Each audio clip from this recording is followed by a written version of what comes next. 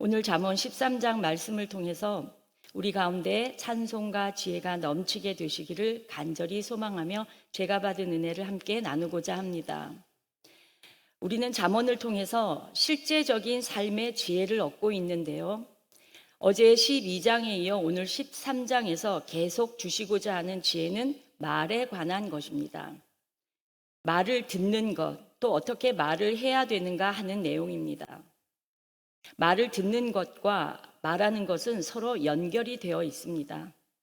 그래서 타인의 말을 잘 듣는 사람은 자신의 말도 잘 할 수 있으며 또 말을 잘하는 사람이 다른 사람의 말도 잘 들을 수가 있습니다. 최근 우리는 시각적인 것, 즉 보는 것을 강조하는 시대에 살고 있습니다. 그런데 우리가 보는 것과 우리의 인생을 엮어가는 것에는 굉장히 밀접한 관계가 있습니다. 우리가 무엇인가를 보면서 꿈꾸고 또 미래를 바라보며 새로움에 도전하게 되는 등 보는 것은 굉장히 중요합니다. 그런데 듣는 것은 주변 사람들과 관계를 맺는 것에 아주 중요하게 연결되어 있습니다. 보는 것이 나의 목표, 내 삶의 방향성에 영향을 미친다면 듣는 것은 내 주변 사람들과의 온전한 관계를 만들어주는 아주 중요한 열쇠가 되는 것입니다. 성경에서도 특히 잠언은 우리에게 계속해서 듣는 것을 강조하고 있습니다. 믿음은 들음에서 난다. 지혜는 듣는 것이다. 이렇게 강조합니다. 하나님께서 쉐마, 이스라엘아 들으라 라고 하셨습니다. 이스라엘아 들으라. 온 백성은 함께 들으라고 하는 것입니다. 하나님 말씀을 귀 기울여 듣는 사람들, 그 말씀으로 내 삶을 변화시켜 나가는 사람들이 진짜 믿음이 있는 사람들이고 성령 충만한 성도입니다. 그렇게 보면 교회가 성장한다고 하는 것은 그저 사람이 많아지는 게 아닙니다. 머릿수가 늘어나서 사람들이 웅성웅성하고 물질이 많아지는 것이 성장이 아니라 교회의 진정한 성장은 하나님 말씀에 귀를 기울인 사람들이 많아지는 것입니다. 주님이 뭐라고 말씀하시고 있는지 열심히 귀를 기울여 집중하고 그 말씀대로 살려고 노력하고 그 말씀대로 살아가는 믿음의 공동체, 서로 격려하고 사랑하고 북돋아주는 교회가 되는 것이 진정한 교회의 성장입니다. 하나님의 교회는 성경 말씀을 잘 듣고 그 말씀대로 실천함으로 주님께 영광을 돌리는 믿음의 사람들이다 라고 하는 그것을 마음에 품고 오늘 말씀을 함께 보도록 하겠습니다. 본문 1절입니다. 지혜로운 아들은 아비의 훈계를 들으나 거만한 자는 꾸지람을 즐겨 듣지 아니하느니라 이렇게 시작합니다. 바로 앞에 12장에 나왔던 말씀과 거의 동일하게 말씀하고 있는데요. 어제 봤던 12장 1절에도 훈계를 좋아하는 자는 지식을 좋아하거니와 징계를 싫어하는 자는 짐승과 같으니라 그랬어요. 훈계? 아이고 훈계하고 있네. 이런 말 많이 하잖아요. 훈계하는 것, 잔소리 같아서 좋아하지 않습니다. 그러나 훈계를 좋아하는 것은 지식을 좋아하는 것이다. 즉 내가 듣기 싫은 소리라고 걸러내지 말고 그것을 잘 들으면 거기에는 나를 살리는 지식이 들어있다는 것이죠. 거기다가 징계를 싫어하는 자는 짐승과 같다. 좀 심하다고 들리십니까? 징계를 싫어하는 것은 인간 이하라고 말씀하고 있습니다. 왜 이렇게 심하게 말씀하실까요?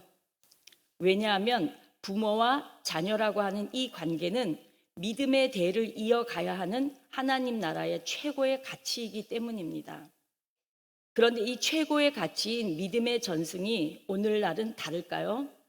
그렇지 않습니다.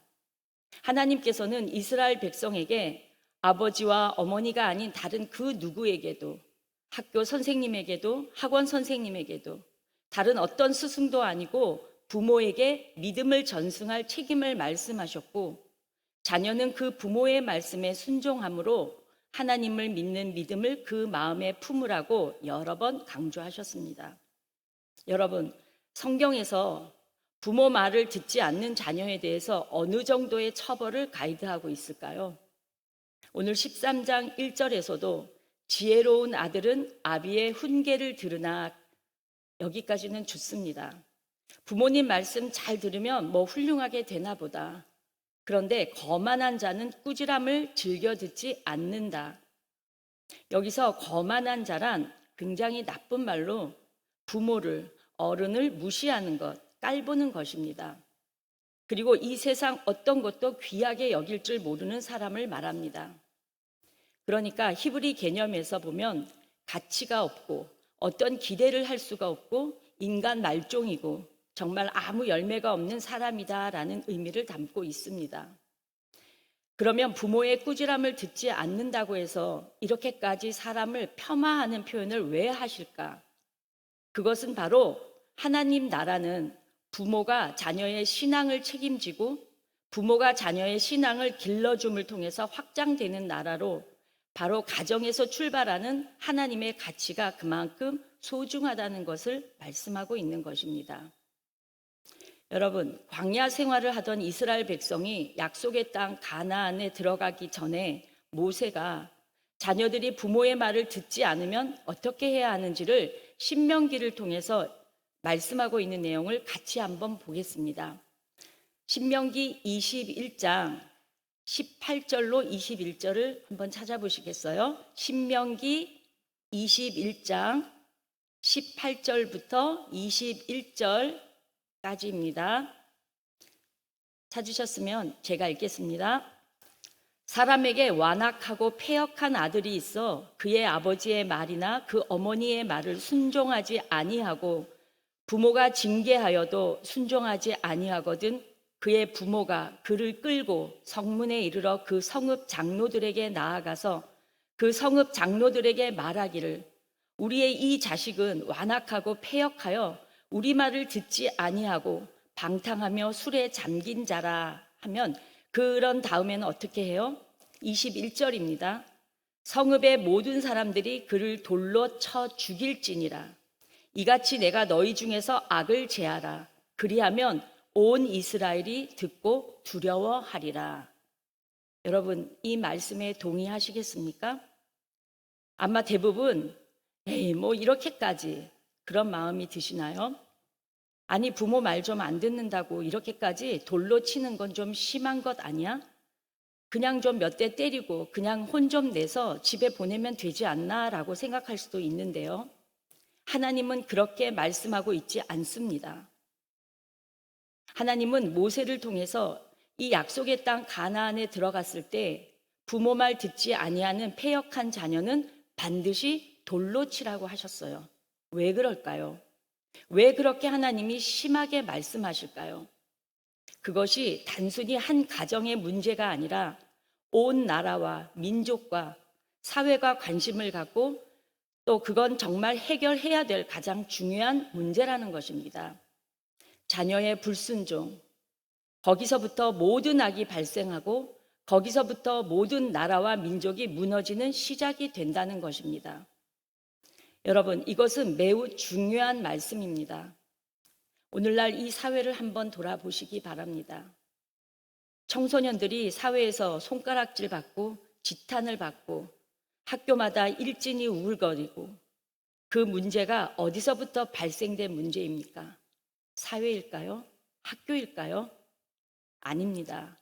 가정에서부터 문제가 생겼습니다.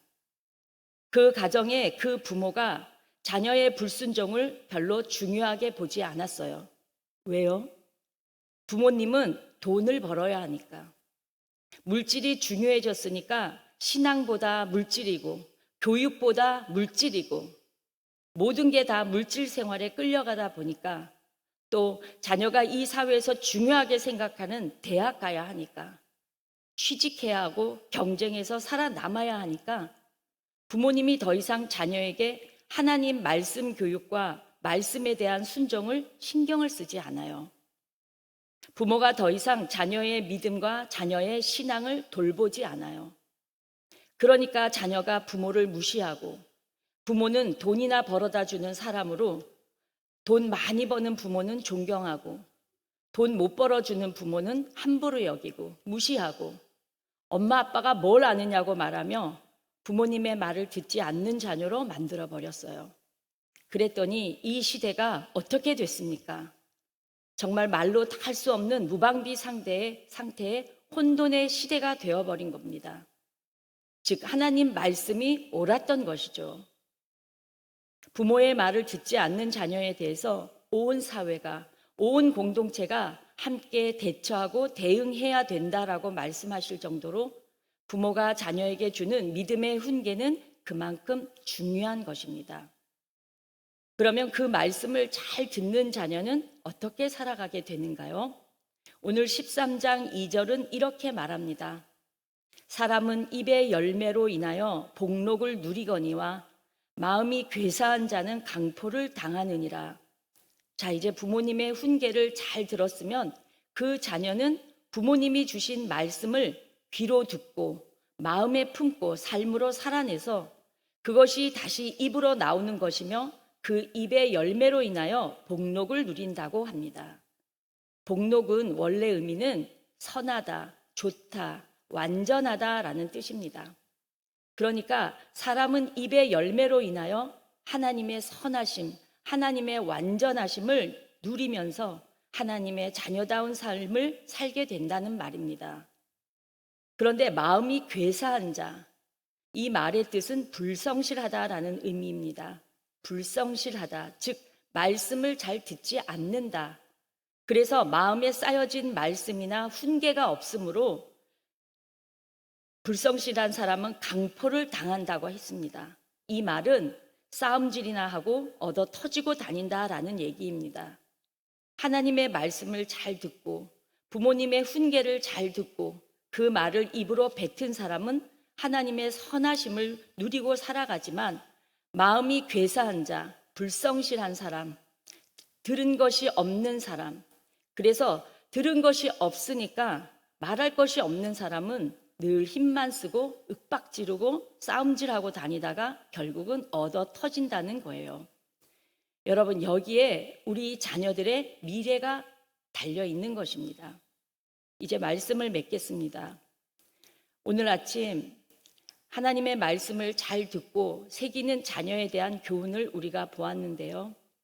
부모인 우리가 하나님의 말씀을 먼저 묵상하고 우리의 자녀들이 부모에게 순종하는 믿음의 자녀로 잘 성장하도록 우리의 마음과 뜻을 모아서 자녀들과 우리 다음 세대를 바르게 훈계하고 위하여 기도하는 저와 성도님들이 다 되시기를 예수님의 이름으로 축복합니다. 기도하겠습니다. 거룩하신 하나님, 오늘 잡은 13장 말씀을 읽으며 그 말씀을 저희의 마음에 담습니다. 하나님, 지금까지 저희가 가정교육을 참 소홀히 했고 가정 안에서의 믿음의 전승보다는 그저 돈 벌고 맛있는 거 먹여주고 좋은 곳 입히는 일에만 너무나 많은 신경을 써온 것을 회개합니다.